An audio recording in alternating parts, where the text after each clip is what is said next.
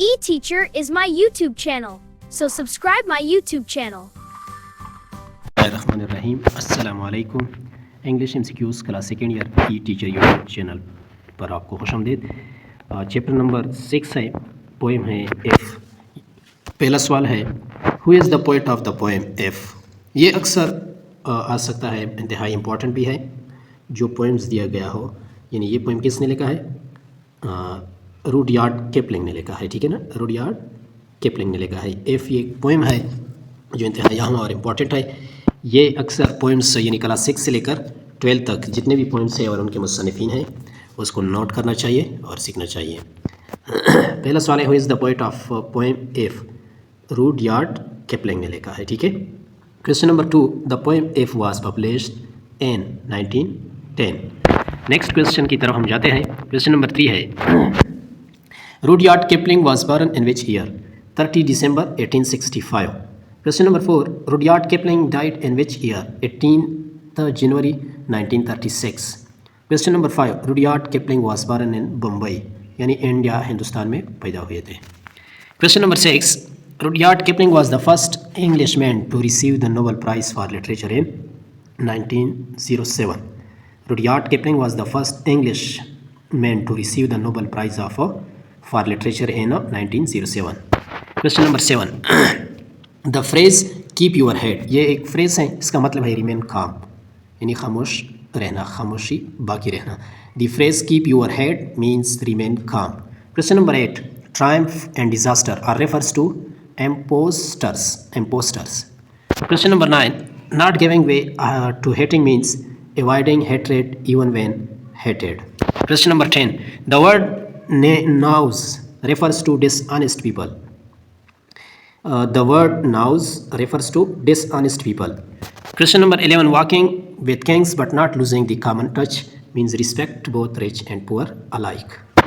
Question number 12, the repetition of if you can, इसकी जो repetition है if you can, it's the beginning of may lines an example of anaphora, यानी जो start में जो lines है इसको क्या कहते हैं? anaphora. If you can at the beginning of many lines is an example of anaphora. Question number 13, the expression triumph and disaster being called imposters an example of personification। Figure of speech से भी सवालात तकरीबन 3-4 MCQ ज़रूर आते हैं, ठीक है। the expression triumph and disaster being called imposters an example of personification। ये सिमिली, सिम्बॉलिज्म, कंट्रास्ट, इसको भी वॉच करें, देखें। नेक्स्ट पेज की तरफ हम जाते हैं कि क्या है। Question number 14, the phrase the unforgiving minute, the phrase unforgiving minute is an example of metaphor, ठीक है ना, metaphor। ये इंतहाई अहम और इम्पॉर्टेंट है, ठीक है। Question number 15, the line if you can dream and not make dreams your master is an example of paradox। if you can dream and not make dreams your master, ये किसका example है? Paradox का। ये figure of speech में आता है, इसको watch करें, देखें। 16, the overall moral and instructive tone of the poem didactic। the overall moral and instructive tone of the poem is a didactic। Question number 17, the phrase pitch and toss symbolize risk taking in life। Exercise की तरफ हम जाते हैं। Glossary है, the nearest meaning of aim का मकसद मतलब है मकसद, ठीक है ना। इसका जो नियरेस्ट मीनिंग है इंटेंशन, गोल, ठीक है ना, इसको नोट करें। ये अक्सर इस तरह भी सवाल आ सकते हैं Khyber Pakhtunkhwa public service commission के through. The nearest meaning of common touch का मतलब है सादा रवैया, यानी humility. Question number 4, the nearest meaning of foes means दुश्मन, ये नाउन भी है, दुश्मन को एनिमीज भी कहते हैं, ये इसका नियरेस्ट मीनिंग है, सिनोनिम भी है। Question number 5, the nearest meaning of heap यानी ढेर, ये नाउन है, कलेक्शन पाइल, इसको बार बार हम कहते हैं कलेक्टिव नाउन वगैरह इस तरह। Number 7, the nearest meaning of impostors धोखेबाज यानी pretenders. Number 8, the nearest meaning of knaves यानी बदमाश, अय्यार, rogues. Number 9, the nearest meaning of pitch and toss, ये नाउन है, जुआ, किस्मत आजमाना, यानी ये गैम्बलिंग, इसका नियरेस्ट मीनिंग है। आगे बढ़ते हैं। Number 10, the nearest meaning of सरो योर टर्न यानी काम आना, सरो योर टर्न यानी काम आना, यहाँ पर इसका मतलब है help be useful. Question number 11 the nearest meaning of sinew, sinew पट्टा यानी ताकत, muscle. Number 12 the nearest meaning of stoop, झुकना नीचा होना, इसका मतलब है, ठीक है, bend. 13 the nearest meaning of triumph, फतह कामयाबी, नाउन है विक्ट्री जिसको कहते हैं, ये इसका नियरेस्ट मीनिंग है। 14 the nearest meaning of will, इरादा यानी विश, डिटर्मिनेशन, सॉरी डिटर्मिनेशन, यहाँ पर आर जो है ये मिस हुआ है। 15 the nearest meaning of winnings, इनाम, कमाई, earnings. 16 the nearest meaning of wise, दानिशमंद, ये एडजेक्टिव है, क्लेवर यानी smart. 17 the nearest meaning of worn out, adjective है, पुराना, बुसीदा, यूज्ड यानी damage. Look for the given words in the thesaurus and match the words given in column A and B with relevant synonym। Words दिए गए हैं, इसके columns को भी देखना है। सेलेक्ट, चूज, यानी सेलेक्ट का सिनोनिम क्या है? सिनोनिम किसे कहते हैं? मुतरादिफ, जो कि स्पेलिंग के लिहाज से डिफरेंट हो, मुख्तलिफ हो और मानी के लिहाज से एक जैसे हो। यानी सेलेक्ट का मतलब है चूज, यानी ये दोनों आपस में सिनोनिम है। Raise, left, accurate, correct, right, able, capable, qualified, considerate, thoughtful, caring, divide, separate, split, apparent, obvious, exceptional, remarkable, outstanding, busy, occupied, active, aid, help, assist, diminish, lessen, decrease, convenient, handy, useful, clarify, explain, simplify। आगे बढ़ते हैं। approve, accept, endorse, conscious, aware, aware, brief, short, helpful, beneficial, authentic, real, genuine। आगे बढ़ते हैं। Last page है जिसमें exercise है। Average, normal यानी ordinary. Make plural forms of the latter nouns by changing the suffixes. Latter nouns दिए गए हैं लातीनी जुबान के, जो सफिक्स दिए गए इनसे क्या बनाना होगा? प्लूरल फॉर्म्स बनाना होगा।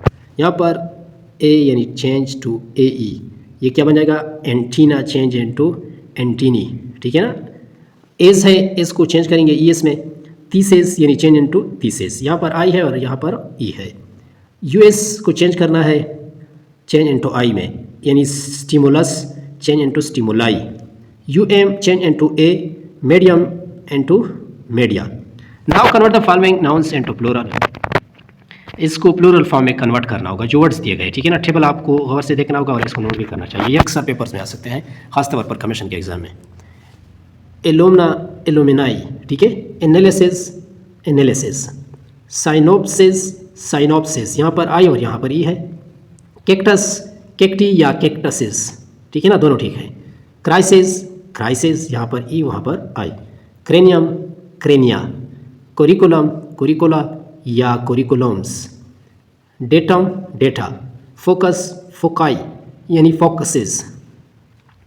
फार्मूला, फार्मूलाई या फार्मूलाज। फंगस या फंजाई या फंगसेस। लार्वा या लार्वी, ठीक है। Nucleus, nuclei. रिफ्रेंडम, रिफ्रेंडा या रिफ्रेंडम्स। सिलेबस या सिलेबई या सिलेबसेस, ठीक है। आगे बढ़ते हैं। एंटोनेशन इज अबाउट हाउ वी से things rather than what we say। there are two basic annotation patterns, rising and falling, ठीक है। these are two types of the annotation, you will check this point। with rising annotation you have to raise slightly the page at the end of the sentence, whereas with the falling annotation you go down a bit। आप देखते हैं we use falling annotation with statement, WH question, commands are invitation, exclamations, alternative questions।